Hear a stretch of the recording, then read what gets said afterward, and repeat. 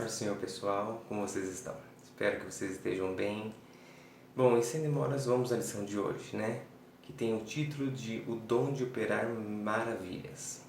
O versículo base está em Atos, capítulo 5, versículo 12, que diz assim: Os apóstolos faziam muitos milagres e maravilhas entre o povo, e os seguidores de Jesus se reuniam no alpendre de Salomão. Milagres e maravilhas sempre acompanharam os homens e mulheres de Deus.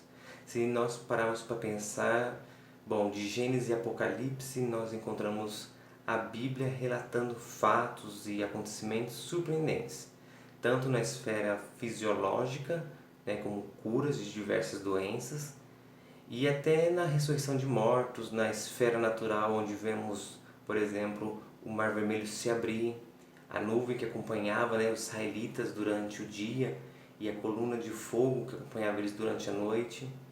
Nós vemos Jesus no Novo Testamento acalmando a tempestade, e vemos muitos acontecimentos na esfera sobrenatural, como a multiplicação de pães e peixes, o machado de ferro flutuando no rio, o maná que alimentou o povo no deserto, enfim. Nós servimos a um Deus que realiza milagres e maravilhas, um Deus que não vê situação alguma como impossível. E nós temos isso descrito em todas as letras em Lucas, capítulo 2, versículo 37, quando diz: porque para Deus nada é impossível. A Bíblia nos mostra isso e muito mais. Esse poder está disponível para a igreja. Marcos 9, 23 diz assim: Jesus respondeu: se eu posso, tudo é possível para quem tem fé. Para Marta, após a morte de Lázaro, Jesus disse: eu sou a ressurreição e a vida. Quem crê em mim, ainda que esteja morto, viverá. Enfim, se a gente for parar para falar de todos os milagres que nós encontramos na Palavra de Deus, nós ficaríamos aqui um bom tempo. Mas, como nós estávamos dizendo, esses milagres não pararam de acontecer porque Jesus subiu ao céu depois de sua morte, e eles não são diferentes de agora.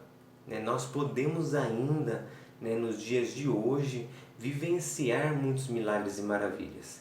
E para isso, Deus deixou disponível ao seu povo o dom de operar maravilhas, que é o dom que nós iremos conhecer um pouco hoje. Espero que, assim como eu disse no nosso último encontro na live, que cada lição, o seu coração seja aquecido de um desejo de buscar e receber de Deus os dons do Espírito Santo, e poder assim, com esses dons, servir a igreja e a sociedade através de cada um deles.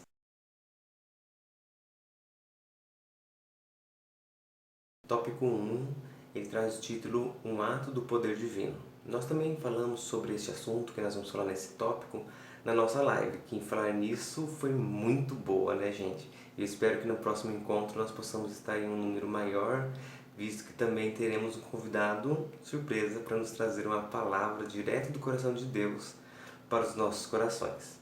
Mas vamos voltar à lição. Nesse tópico, nós vamos enfatizar que o dom de operar maravilhas, assim como todos os outros dons, eles vêm de Deus. É uma operação sobrenatural do agir de Deus. No entanto, nós somos canais, somos o canal, ou seja, o instrumento que Deus, tão valioso, que Deus usa para realizar esses feitos. No entanto, é pertinente que nós pensamos no seguinte assunto: se nós somos criados por Deus, Ele nos fez especificamente do jeitinho que Ele queria. Salvo a deformidade que nós carregamos devido ao pecado, mas todas as nossas qualidades, talentos, aptidões e dons, eles vieram de Deus. Ele nos confiou para que nós possamos utilizá-los, alguns para o nosso bem, como o fato dos talentos que usamos para efetuar algum serviço, como por exemplo um artista. Ele tem um talento que Deus deu para ele para as artes, pintando, por exemplo, lindos quadros, que ele expõe para venda e dali ele tira o seu sustento. Isso acontece com os nossos talentos, habilidades, aptidões, que são qualidades, né, que nós podemos usar para o benefício próprio. Porém, com os dons espirituais o assunto ele é diferente. Esses não podem ser usados em benefício próprio. Nós não podemos lucrar, né, na utilização desses nossos dons. Pois, por exemplo, o dom de operar maravilhas, ele não vem de nós, mas é um presente dado por Deus, do qual ninguém se deve orgulhar por tê-lo. Infelizmente, vivemos em um tempo onde homens e mulheres têm se utilizado de meios para vender um falso cristianismo, uma falsa teologia, onde distorcem totalmente, né, a palavra de Deus e as verdades do Evangelho para manipular a fé das pessoas, fazendo promessas de milagres e atos, né, maravilhosos em nome de Deus, mas esses tais acontecimentos não passam de um engodo, de um engano, mas assim como diz a nossa lição, né, o nosso propósito em falar sobre este assunto para você é que você aprenda a sã doutrina de Cristo Jesus e que não seja alvo, né, dessa manipulação. Saiba que os milagres, apesar de acompanharem a igreja, são um ato de soberana vontade de Deus, nunca do homem, né, sendo este apenas um canal de Deus para operar esses milagres e maravilhas. Mas então, o que é o dom de operar maravilhas, né, que nós estamos falando hoje? O dom espiritual da operação de maravilhas é a capacidade sobrenatural, né, que o Senhor Jesus, mediante o Espírito Santo, ele concede à igreja, a fim de que a igreja possa operar sobrenaturalmente, né, no terreno natural onde nós habitamos, com o objetivo de demonstrar o poder de Deus e a autenticidade da mensagem evangélica. A expressão que nós usamos de operar maravilhas, né, e essa palavra maravilhas está no plural, significa que a Igreja de Cristo habilita-se por este dom, né, e de acordo com a vontade de Deus, que nós precisamos, né, entender que não é apenas o dom, mas também a vontade de Deus, a operar de forma sobrenatural nas mais diversas circunstâncias que a igreja ou a sociedade venha enfrentar.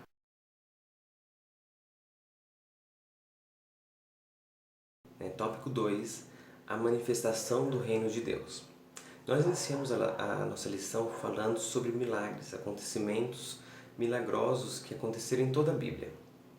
Esses tais acontecimentos milagrosos, eles eram a prova do poder de Deus, como nós vemos descrito em 1 Reis 18, onde o profeta Elias enfrenta 450 profetas de Baal e os 400 de Azera, onde ele prepara o altar e ao clamar a Deus, né, o Deus verdadeiro, ele responde mandando fogo do céu. E ali queima o sacrifício, queima a lenha, consome as pedras e a água que foi colocada em uma vala ao redor do altar. E qual foi a conclusão, né, que o povo de Israel teve ao ver tudo isso? Né? E vale ressaltar que o povo havia se afastado, esquecido de Deus. Nós vemos isso no versículo 39 de 1 Reis 18, onde o povo caíram sobre os seus rostos e disseram: só o Senhor é Deus, só o Senhor é Deus. No Novo Testamento não foi diferente. Onde Jesus fazia milagres, o povo começava a crer, e ali se juntava uma grande multidão. Porém, o objetivo dessas operações de milagres também se devia ao fato de, através deles, o reino de Deus ser propagado.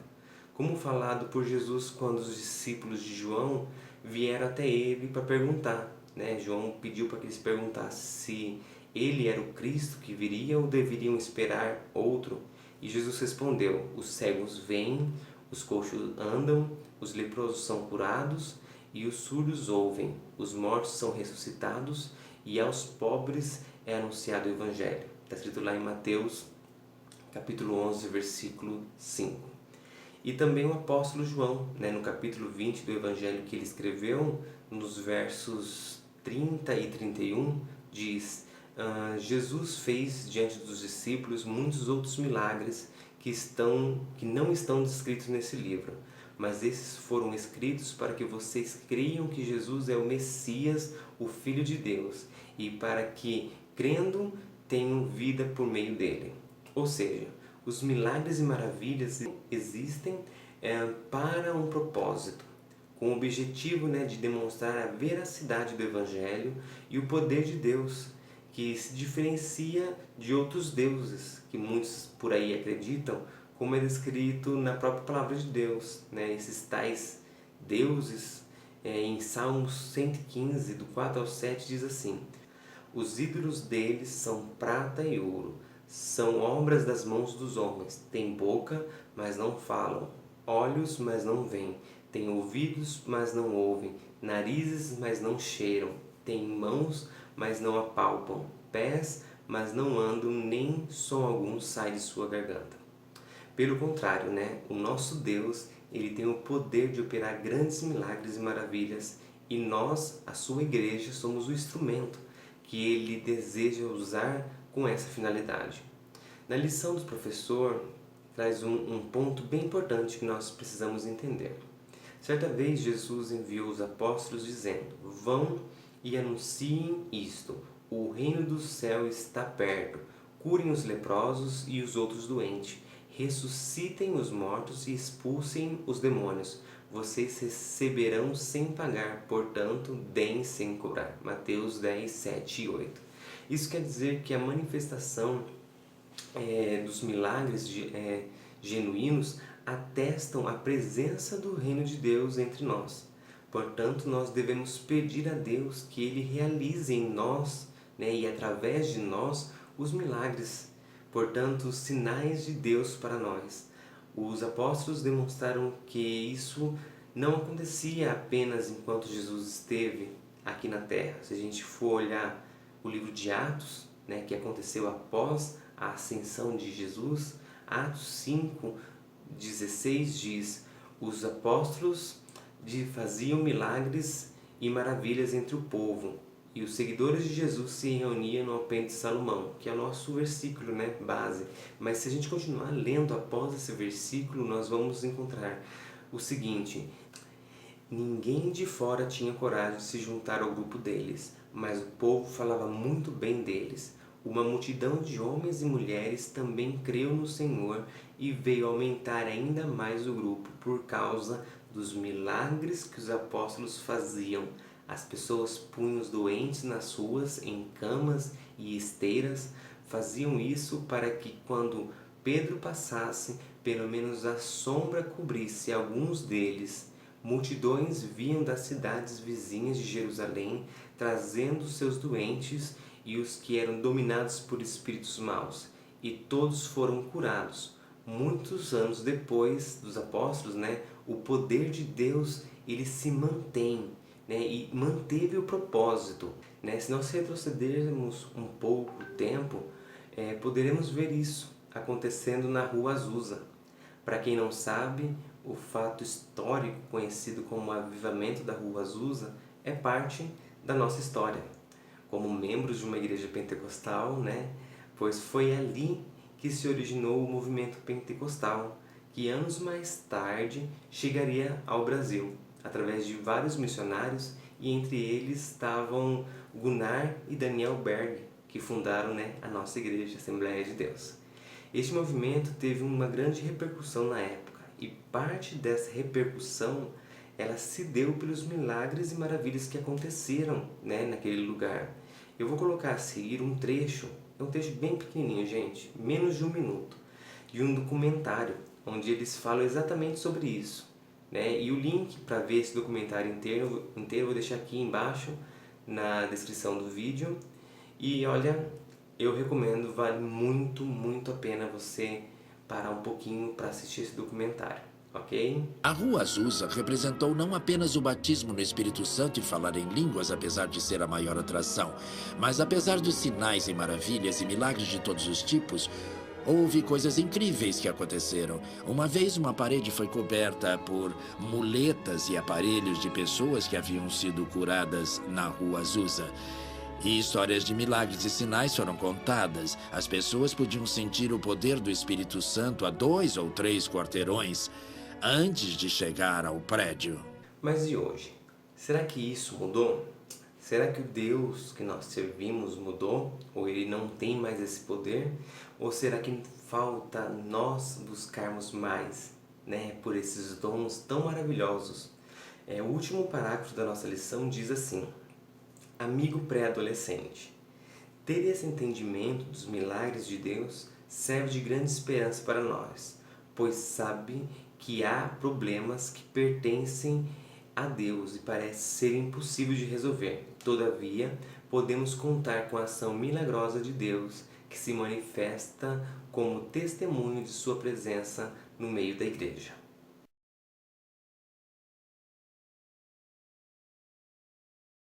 Tópico 3. Milagres como fruto da compaixão. Mas vamos parar um pouquinho e vamos relembrar uma coisa importante. Quais são os 2 principais mandamentos do cristianismo? Você lembra? Se não, eu vou te falar. Ele está escrito lá em Mateus 22, do 37 ao 39, e diz assim: E Jesus respondeu: ame o Senhor, o seu Deus, de todo o seu coração, de toda a sua alma, de todo o seu entendimento. E este é o primeiro e maior mandamento. E o segundo é semelhante a ele: ame ao seu próximo como a si mesmo. Então, se nós entendemos que a base do cristianismo é o amor, amar a Deus e ao próximo, é muito importante que nós vamos frisar isso, principalmente ao falar desse dom, porque apesar dele ter um cunho evangelístico, um objetivo de mostrar o poder de Deus, que o Deus que nós pregamos é o verdadeiro Deus, ele não foi e não deve ser usado como um simples modo de se exibir.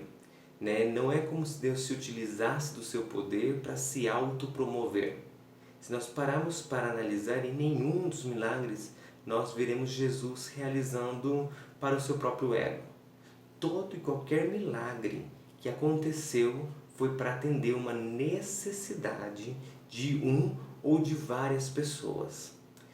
Quando acalmou ao mar, ele fez para que os discípulos se acalmassem. A multiplicação de pães e peixes, Jesus fez porque viu que a multidão, que estava caminhando com ele há muito tempo, estava longe de suas casas e de qualquer lugar que pudesse vender alimentos. A viúva de Naim, nós vamos ver que quando Jesus se encontrou, a multidão que estava com Jesus e Jesus se encontrou com o cortejo daquela viúva, que estava levando para enterrar o seu único filho, a Bíblia vem nos enfatizar que Jesus se moveu de íntima compaixão ao ver aquela situação da viúva. Os apóstolos não eram diferentes. Nós podemos citar 2 exemplos. No tempo de Paulo existia uma mulher com o nome de Dorcas. Essa mulher, ela ajudava os necessitados, os viúvas, e era muito querida e amada pela população. E um dia essa mulher veio a falecer. E quando isso aconteceu, eles pediram para que Pedro fosse ter de encontro com eles. E ao chegar lá, Pedro, a Bíblia vai dizer que viu muitas viúvas que choravam e mostravam os seus vestidos e roupas que Dorcas havia feito para elas. E através de Pedro, Deus retornou a vida para aquela mulher. Em um outro momento, quando Paulo chega até a ilha de Malta, ele foi usado por Deus para curar o chefe da ilha, E ao ver isso, os outros moradores que também precisavam de uma intervenção divina vieram até ele para receber o seu milagre. Deus jamais teve o objetivo de usar o seu poder para uma mera demonstração, mas para ajudar aos necessitados, trazer alívio e conforto, àqueles que precisavam. Tudo isso movido de um grande amor, de um infinito amor e compaixão. Pois o Deus que, como é escrito em João 3,16, que amou o mundo de tal maneira, além de dar o seu único Filho, para morrer em nosso lugar, ele se preocupa em abençoar, em fazer o impossível, para a sua criação, para que nós possamos ter as nossas necessidades, nossas dores, nossas fraquezas sanadas. Da mesma maneira, nós precisamos ser movidos por essa compaixão, deixar o nosso lugar de acomodação e levar esse Deus tão maravilhoso ao conhecimento dos que estão perdidos, usar esse dom e muitos outros, para socorrer vidas que estão morrendo e seguindo rumo ao inferno. O pastor Clancy, ele no seu livro que chama Propagando a Verdade através do Ensino, ele traz uma grande reflexão e eu quero trazer para vocês. Nossa tendência a abraçar o mundo da filosofia da exclusividade é vista não só na forma que nós tratamos as pessoas dentro da igreja, mas também é refletido em nossas atitudes com aqueles que precisam conhecer Jesus e que estão fora da igreja. Muitos têm medo de que sua reputação fique suja caso se associem com os pecadores. Eles prefeririam continuar vivendo confortavelmente e ignorando a condição eterna dessas pessoas. Cristo, por outro lado, proporciona um exemplo claro desse tipo de atitude em sua parábola do bom samaritano, quando Moisés se levantou contra a filosofia da sociedade da sua época no Egito, contra a privação dos direitos civis. Ele não fez isso por sua própria força. Quando ele enfrentou ali aquele soldado egípcio que estava maltratando o hebreu, ele foi compelido pela compaixão e dirigido por um desejo de ver a justiça para todos, independente do estado da vida deles. Ou seja, nós precisamos ser movidos por amor às almas. Ver tantas vidas que sofrem e não fazer nada é a maior demonstração da falta de amor. Muitas vezes nós olhamos para nós mesmos e se perguntamos, mas como eu posso ajudar sendo ainda um adolescente? Eu não tenho condições, e talvez não tenhamos mesmo condições ainda de fazer grandes feitos, arrecadarmos grandes fundos para os necessitados, enfim. Mas através da nossa vida e daquilo que Deus tem colocado em nossas mãos, nós podemos ajudar muitas pessoas que estão em nossas voltas, no trabalho, na escola, enfim. Onde o Senhor nos enviar, nós podemos usar até mesmo os nossos talentos. Como eu disse no início da lição, eles podem ser usados para o benefício próprio, mas também em prol do reino de Deus. E como nós estamos estudando dos dons, esses dons estão disponíveis para nós. O dom de operar maravilhas, que é o que nós estamos falando da lição de hoje, ele está disponível a quem quiser ir buscar, para que assim possamos socorrer tantas pessoas que precisam da nossa ajuda, do nosso amparo. E para finalizar a lição, eu quero deixar aqui um trecho que se encontra na revista do professor também, que eu achei espetacular.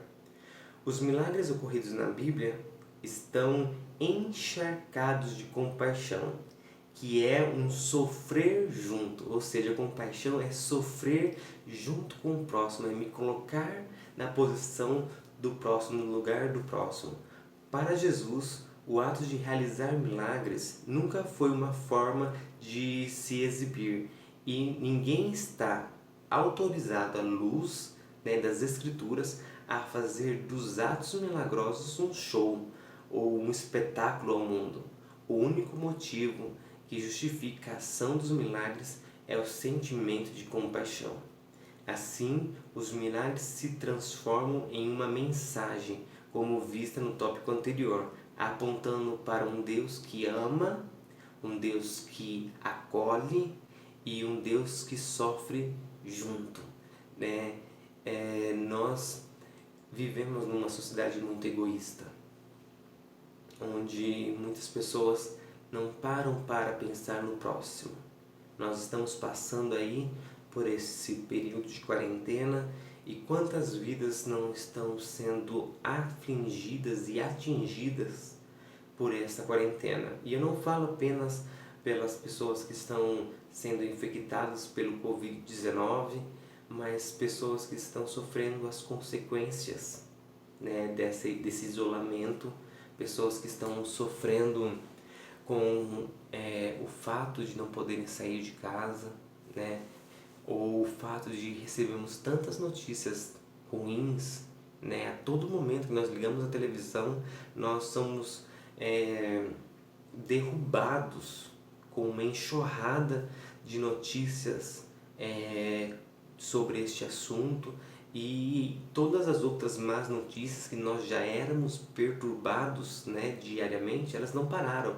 Então, além daqueles problemas já que nós enfrentávamos em nossa sociedade, a violência, né, a violência contra a mulher, contra as crianças, né, as mortes, os roubos, né, a corrupção, tudo isso ainda agora, né, se junta a esse medo desse vírus, né, que se espalha de uma forma inacreditavelmente rápida.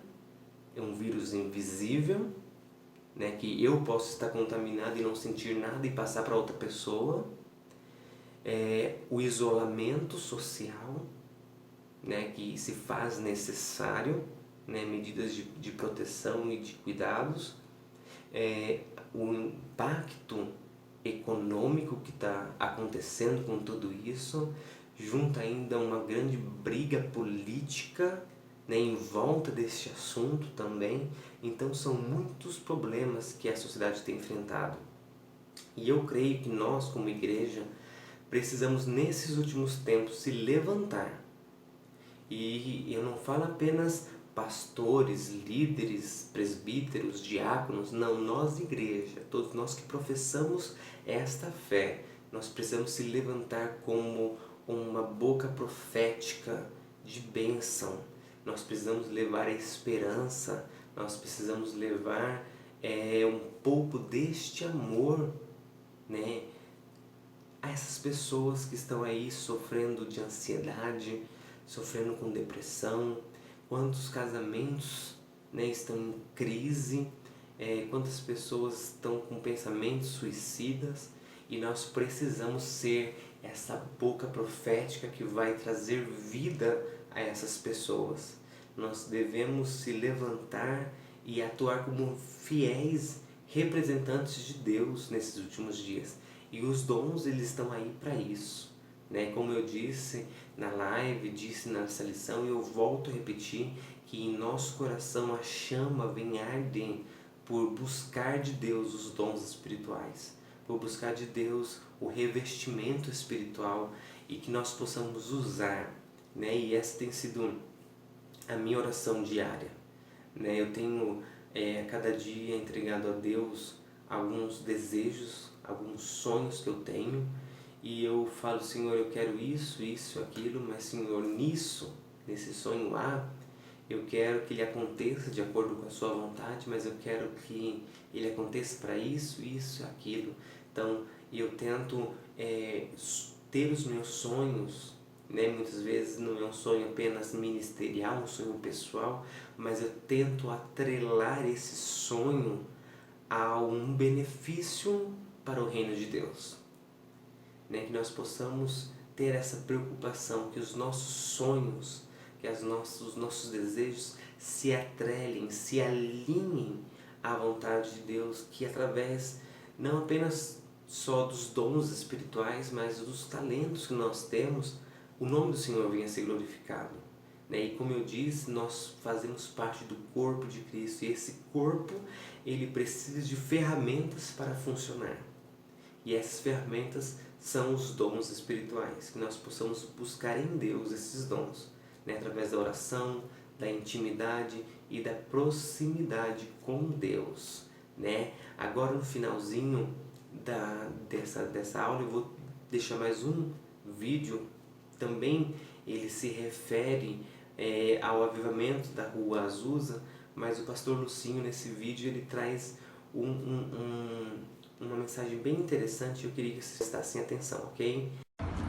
De 1906 a 1910, aqui em Los Angeles, na Califórnia, aconteceu aquele que é considerado um dos maiores moveres do Espírito Santo na história do mundo, bem aqui nesse lugar, na Rua Azusa. O jornal de Los Angeles chamou todo mundo que estava aqui de louco.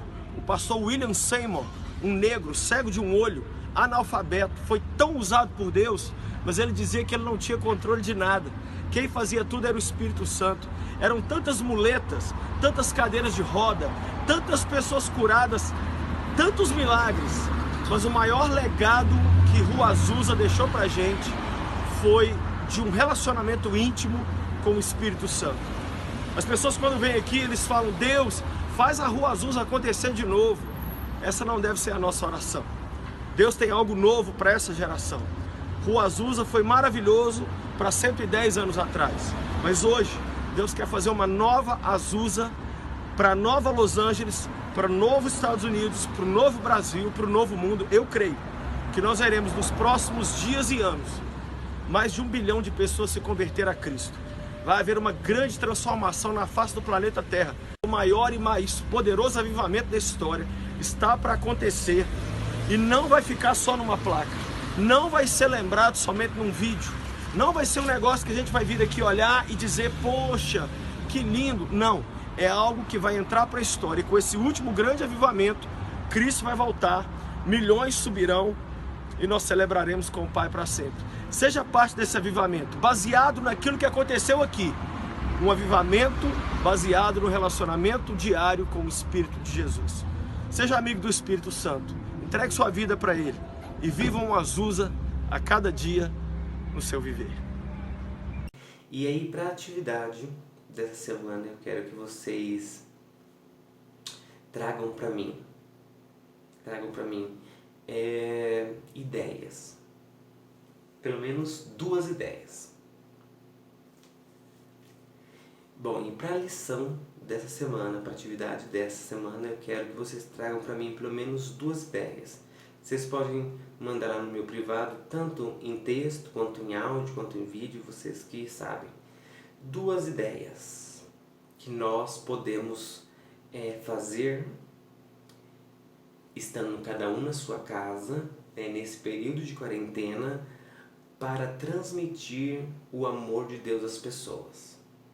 Tá? Então cada um vai trazer 2 ideias para mim do que nós podemos usar para transmitir o amor de Deus às pessoas neste momento de quarentena. Ok? Eu fico no aguardo. Um abraço, fique com Deus e até mais.